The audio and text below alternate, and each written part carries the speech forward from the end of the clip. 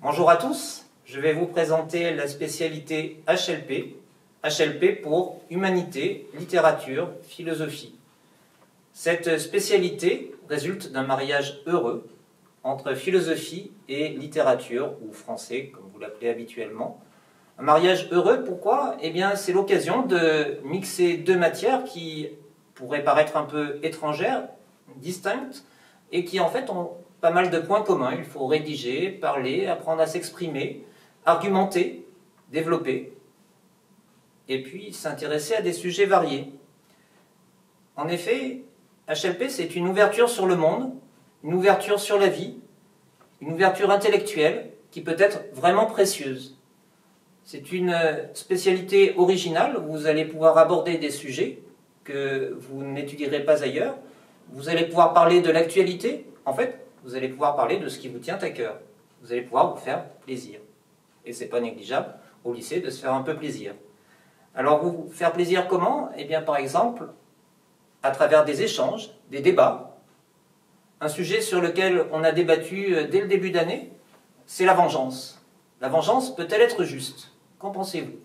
Pour débattre de ce sujet, on l'a préparé, les élèves l'ont étudié, ils avaient une affaire particulière à étudier, celle dite du bijoutier de Nice, et donc ils ont cherché des faits, des arguments, pour être procureur, pour être avocat, et ils ont fait un échange à deux.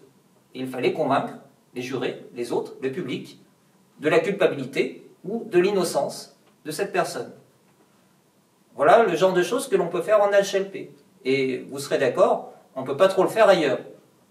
Donc c'est une bonne raison d'essayer cette spécialité. Par ailleurs, il y a des avantages du point de vue du bac.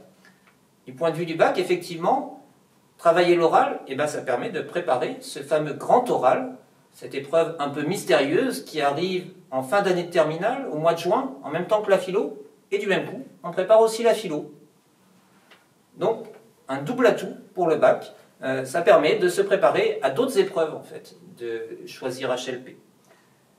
Par ailleurs, préparer HLP, ce n'est pas que préparer le bac, c'est aussi se préparer à la vie. Parce que dans la vie, il faut pouvoir argumenter, échanger, développer son point de vue, réfléchir. Et c'est tout cela que nous faisons en HLP. Alors, du point de vue maintenant du supérieur, quels atouts présente HLP? Eh bien, c'est une formation intéressante pour de nombreuses filières. Je vais en citer quelques-unes pour vous donner des idées. Ce ne sont que des pistes.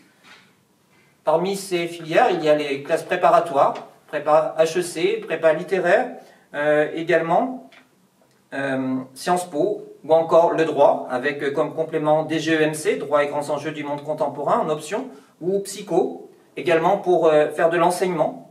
Donc une ouverture variée par rapport au supérieur, et c'est pour cela que HLP peut vraiment être un atout. Si vous voulez en savoir plus, n'hésitez pas à venir me rencontrer. Je suis très souvent dans la salle E234. Voilà, facile à trouver. Autrement, il y a aussi Madame Abara, Madame Turpin, Madame Milan, qui participent à cette spécialité, qui pourront vous renseigner. Et puis nos propres élèves. Merci.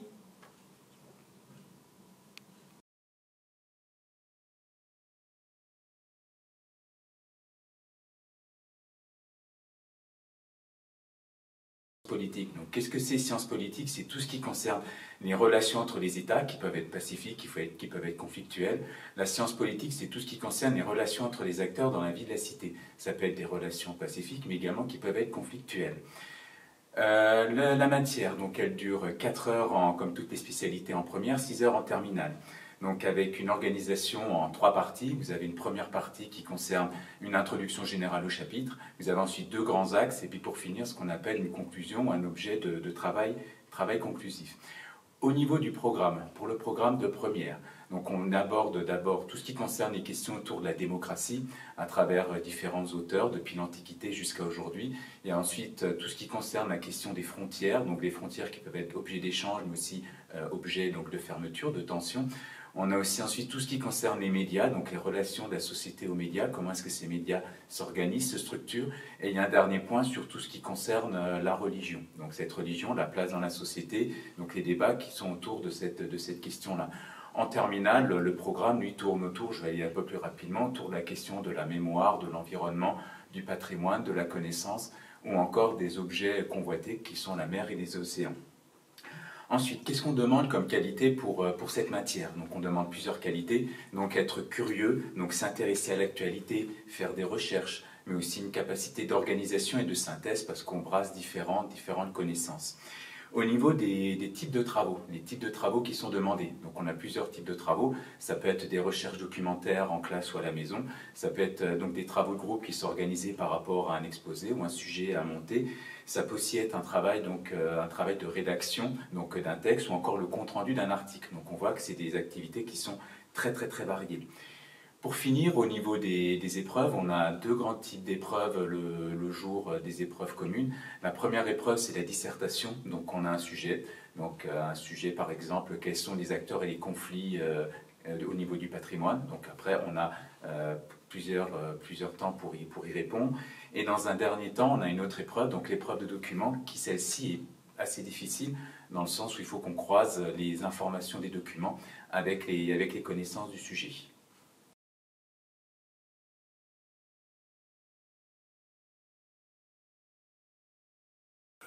Bonjour, pour l'équipe de mathématiques du lycée Marie Curie, nous allons vous présenter succinctement la spécialité mathématique en classe de première.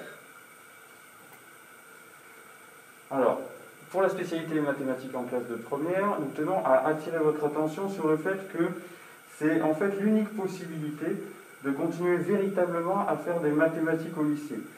Pourquoi? Parce que l'enseignement scientifique qui figure dans le tronc commun est plutôt tourné vers les sciences de la vie et de la Terre et la physique-chimie. Pour quels élèves cette spécialité? Évidemment pour les élèves qui aiment les mathématiques, mais aussi pour les élèves qui ont besoin des mathématiques dans la poursuite de leurs études. Alors bien sûr, vous savez que pour comprendre le monde d'aujourd'hui, avec un numérique toujours de plus en plus présent, vous aurez besoin d'un certain bagage mathématique. Alors vous en aurez besoin dans les études scientifiques, bien sûr, que ce soit les licences de maths, de physique, d'informatique, les classes préparatoires et dans les écoles d'ingénieurs, mais il faut aussi savoir que le bagage mathématique va aussi vous être utile, en particulier dans le domaine médical et pour ce qui concerne les écoles de commerce et les sciences économiques. Pensez à consulter le document qui est actuellement sur la page d'accueil du site du lycée, dans lequel vous trouverez les spécialités conseillées en fonction des filières qui vous intéressent. Alors, pour quel engagement, en fin de première générale, vous aurez la possibilité soit de poursuivre la spécialité mathématique en rajoutant ou pas l'option mathématique experte. Vous pourrez sinon prendre l'option mathématique complémentaire ou, comme en fin de seconde, abandonner la spécialité mathématique. Alors, pendant que vous pouvez visualiser le programme de spécialité mathématique en première générale, on vous laisse écouter des témoignages d'élèves qui sont actuellement en spécialité mathématique en terminale au lycée Marie Curie. Pourquoi tu as choisi la spécialité maths à la fin de la seconde? J'ai choisi la spécialité maths parce qu'elle était plus dans le tronc commun et il y a beaucoup de filières qui le demandent après et de grandes écoles, etc. Donc je pense que c'est nécessaire si on veut pouvoir faire les études qu'on souhaite. J'ai choisi la spécialité maths par élimination. Parce que les autres matières ne me plaisaient pas, du coup j'en ai conclu que je prenais celle-là. Moi j'ai pris l'aspect maths par rapport à ce que je voulais faire plus tard. Les maths c'est important pour le reste. Il y a beaucoup de métiers où on va avoir besoin des maths, donc je pouvais pas m'en passer. Moi j'ai choisi la spécialité maths parce que ça ouvre beaucoup de portes dans les études supérieures et ça correspondait aussi à mon projet professionnel, du coup j'ai pris ça.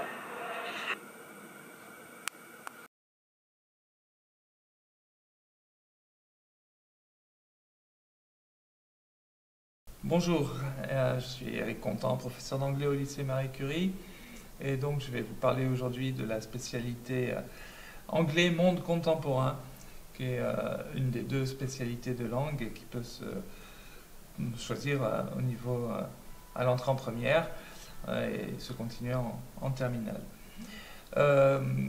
Cette spécialité a pour but d'essayer d'ancrer les élèves dans le monde anglophone contemporain. Et c'est donc ça se destine principalement aux élèves qui ont pour but d'approfondir leur connaissance de la langue et culturelle du monde anglophone d'aujourd'hui. Deux grandes thématiques en première, il y en a 5 en tout, 2 en première, 3 en terminale. Savoir, innovation, création est la première. La deuxième s'intitule représentation. Alors, ça se base, les supports sont variés. Hein. On essaye d'avoir des choses assez différentes pour les ancrer. Le but est d'ancrer les élèves dans véritablement une exposition plus forte de la langue. Donc, pour cette spécialité-là en particulier, c'est des supports type presse écrite et audiovisuelle, extraits de films, documents iconographiques, tout ce qui peut être aussi déclencheur de parole. Le but est aussi que les élèves soient plus autonomes à l'oral, mais aussi un esprit de synthèse. En fait, on est dans un apprentissage qui va progressivement vers ce qui peut être enseigné à l'université. Donc il faut déjà, à qui ça se destine, cette spécialité, principalement aux élèves qui ont déjà un bon niveau en anglais, un niveau correct, et qui sont déjà suffisamment à l'aise à l'écrit et à l'oral, et qui souhaitent approfondir leur connaissance de la langue, et ainsi que leur connaissance culturelle du monde anglo-saxon. La particularité et la spécificité de cette spécialité-là, c'est l'ancrage, donc encore une fois, dans le monde contemporain, par rapport à l'autre spécialité qui est plus axée sur la littérature et dans laquelle on demande de lire des œuvres intégrales, ce qui n'est pas le cas pour AMC. Que vous dire de plus, si ce n'est que ça sera un atout majeur pour tout ce qui va être choix universitaire dans le domaine des lettres, bien sûr, mais également de l'économie, du droit, du commerce. Voilà, je pense que ça peut s'avérer être un complément très utile pour les élèves qui ont le souhait d'aller dans ces filières-là. Voilà.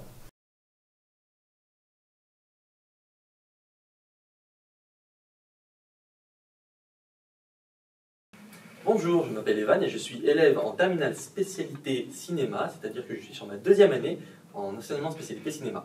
Et je suis Luna et je suis dans sa classe. Donc nous allons aujourd'hui vous présenter cet enseignement de spécialité qui se découpe en 3 grandes parties. Dans un premier temps, nous avons la théorie du cinéma, c'est-à-dire que nous procédons à l'histoire du cinéma et nous analysons les grands classiques du cinéma et nous procédons aussi à l'analyse filmique de ces grands films pour pouvoir analyser les films classiques mais aussi ceux que nous pouvons retrouver au cinéma. Et nous travaillons aussi sur la vérité du cinéma qui est en fait en quelque sorte une manière de décrypter quelles sont les fake news et les vraies informations, puisque nous vous rappelons que les documentaires sont des films qui font partie du cinéma et que les médias sont une forme de cinéma. En deuxième partie, du coup, on touche à tout ce qui est la pratique, donc c'est ce qui est le plus amusant, parce qu'on va faire des tournages pour réaliser des TP ou des courts-métrages pour nos épreuves de fin d'année. Donc on apprend à filmer, à utiliser la caméra et on a plein de matériel pour nous aider. On a des trépieds, des lumières ou même des fonds verts. Et après tout ça, on apprend évidemment à monter avec les logiciels adaptés. Et pour nous aider à apprendre toute cette pratique, on a plein d'intervenants qui viennent. On a des scénaristes ou des ingénieurs du son qui viennent nous apprendre tout ce qu'il faut. Et pour la 3e et dernière partie de cet enseignement spécialisé, nous avons les voyages qui sont proposés. En première, vous pouvez profiter du voyage à Cannes pour rejoindre le lieu de pèlerinage de tous les cinéphiles. Et en terminale, vous êtes invité à rejoindre le festival du cinéma des Arcs, qui est un festival des films européens. Et nous tenons aussi à vous préciser que le cinéma peut être utile dans un certain nombre de métiers, parce que le cinéma est aussi le journalisme de demain, et que grâce à toute la dématérialisation, nous avons besoin de toute cette information, de toute cette pratique, pour pouvoir exercer un ensemble de métiers. Coucou, salut, c'est nous, on est contents, génial.